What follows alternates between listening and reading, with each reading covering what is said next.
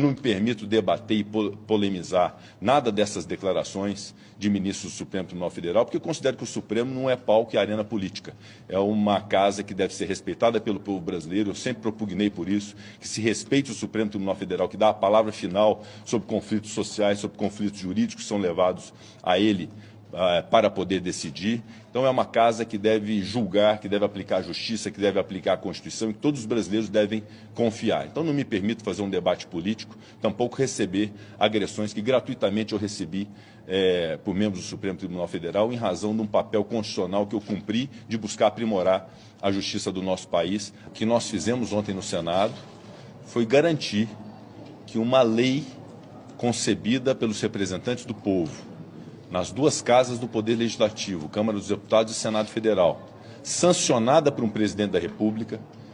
que esta lei só possa ser declarada inconstitucional pelo colegiado do Supremo Tribunal Federal. Eu quero aqui também invocar o artigo 97 da Constituição Federal, que diz que somente os votos da maioria absoluta de um tribunal pode declarar inconstitucional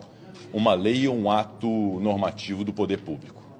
Isso é da Constituição Federal. E nós não podemos admitir que a individualidade de um ministro do Supremo Tribunal Federal declare inconstitucional uma lei sem a colegialidade do Supremo Tribunal Federal.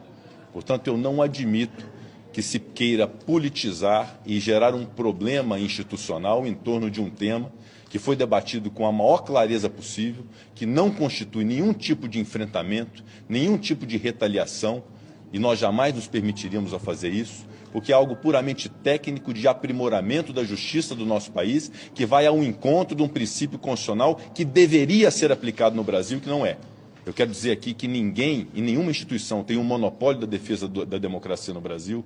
porque aqui desse púlpito do plenário do Senado Federal, eu como presidente, defendi o Supremo Tribunal Federal, defendi a justiça eleitoral, defendi as urnas eletrônicas, defendi os ministros do Supremo Tribunal Federal, defendi a democracia do nosso país, repeli em todos os momentos as arguições antidemocráticas, inclusive a que consubstanciou o 8 de janeiro com os ataques que nós sofremos. Estivemos unidos nesse propósito, mas isso não significa que as instituições sejam imutáveis ou sejam intocáveis em razão